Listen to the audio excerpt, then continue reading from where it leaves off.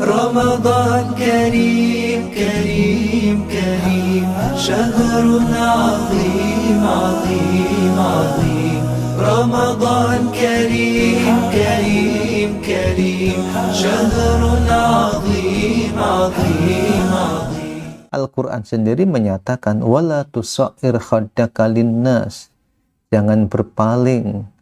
Kalau dalam interaksi sosial itu kadang ketika bertemu dengan orang yang tidak disukai, dia memalingkan wajahnya, tidak mau bertegur sapa. Bukan bertegur sapa di sini dengan sengaja ya, dengan sengaja.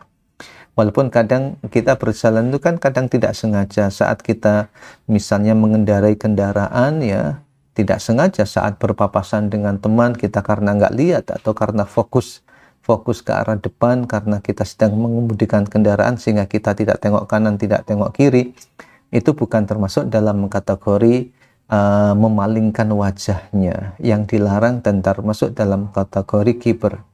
Tapi yang dimaksud di sini adalah memang secara sengaja tidak mau memalingkan dan memandangkan wajahnya ke hadapan temannya atau pada saudaranya tadi, bahkan cenderung untuk menjauhinya.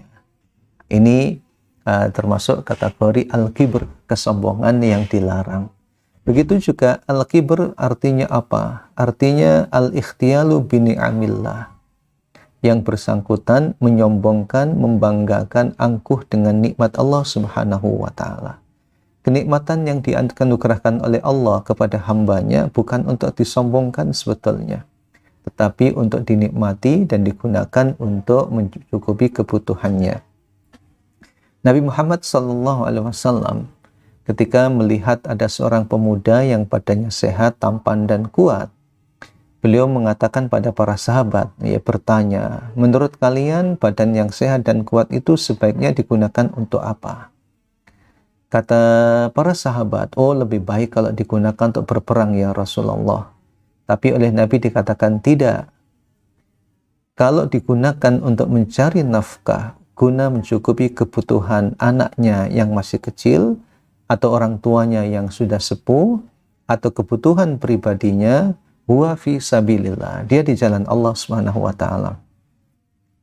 Tetapi ketika mencari harta itu riya'an wa mufakharatan, untuk disombongkan, untuk dipamerkan, untuk memuaskan followernya misalnya, ya, dengan membanggakan harta dan kekayaan, maka itu termasuk kategori al-kibr, al-ikhtiyalu bini'amillah, membanggakan dan menyombongkan nikmat Allah Subhanahu wa ta'ala.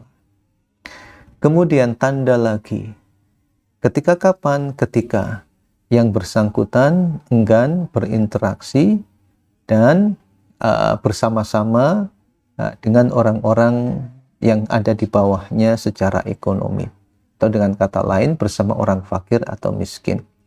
Dulu kalau kita lihat kaumnya Nabi Nuh alaihissalatu wassalam, yang mereka meminta kepada Nabi Nuh, wahai Nabi Nuh, kami ini mau ikut agamamu, tapi dengan syarat orang-orang fakir miskin itu nggak boleh ikut kamu, nggak boleh dekat dengan kamu.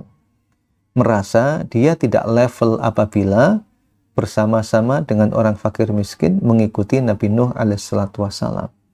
Demikian pula dengan orang-orang Quraisy yang menganggap pengikut Nabi itu sebagai hum aradhiluna badiyar ra'i, orang-orang hina, orang-orang fakir miskin, sehingga menganggap tidak level kalau mengikuti ajaran Nabi Shallallahu Alaihi Wasallam.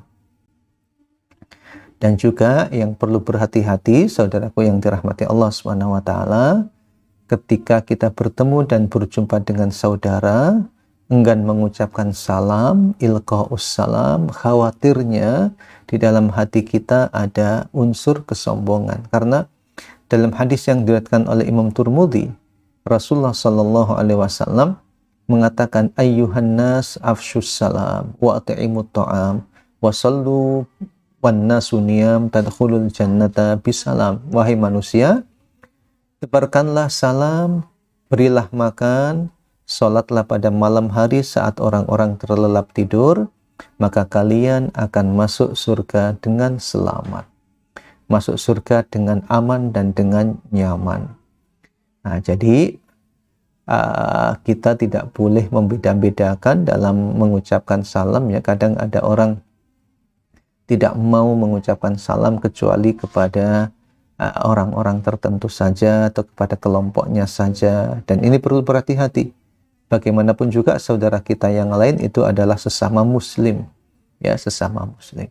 Selanjutnya hadirin yang dirahmati Allah, sombong bisa saja ditandai dengan al-ladadu fil khusumah. Kalau memusuhi saudaranya itu, permusuhannya itu sangat kuat ya, permusuhannya sangat kuat, tabaghut ya, permusuhannya sangat kuat, bahkan enggan memaafkan saudaranya itu. Itu beberapa contoh atau gambaran praktek sombong dalam kehidupan yang dilarang. Hadirin yang dirahmati Allah Subhanahu wa taala, kita perlu berhati-hati dengan sifat sombong ini. Karena kalau kita lihat dalam sejarah dakwah, bahwa di antara latar belakang mengapa orang-orang tidak mau mengikuti ajaran para nabi, termasuk juga tidak mau mengikuti ajaran Rasulullah SAW bagi orang-orang Quraisy, sebabnya adalah mereka menyombongkan diri. Ingat, dulu iblis juga tidak mau menunaikan perintah Allah bersujud kepada Adam alaihissalam, juga demikian. Latar belakangnya adalah kesombongan yang ada di dalam dirinya.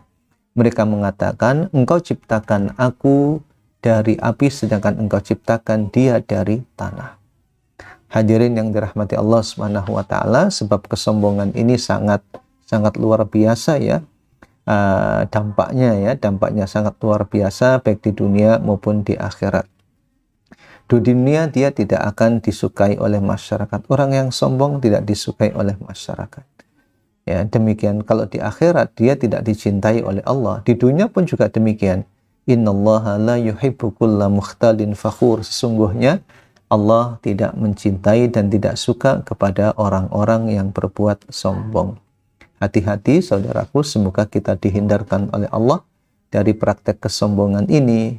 Di antaranya adalah menyombongkan keturunan, menyombongkan kecantikan dan ketampanan, menyombongkan kekuatan, menyombongkan harta, atau menyombongkan pemilik dan pengikut.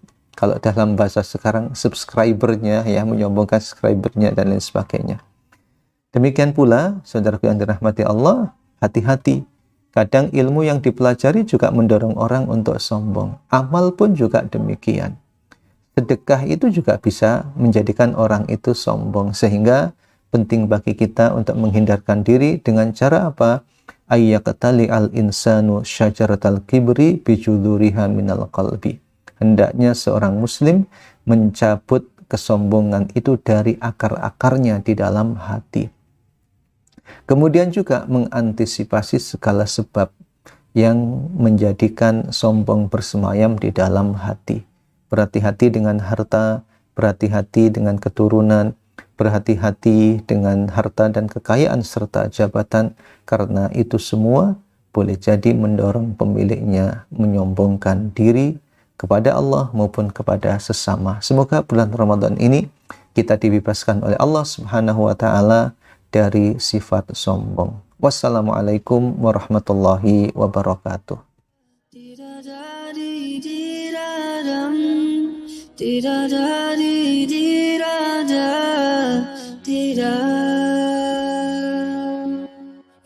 the only one I turn to. Lord, I know your promise is true. Every step I take, Ya Rabbi, pray it brings me right to you. Every night in all my prayers, Lord, I raise my hands to you. Rabbi, you know what's in my heart. Keep me on this path to you. You forgive all those who seek you. Who do I call if it's not you?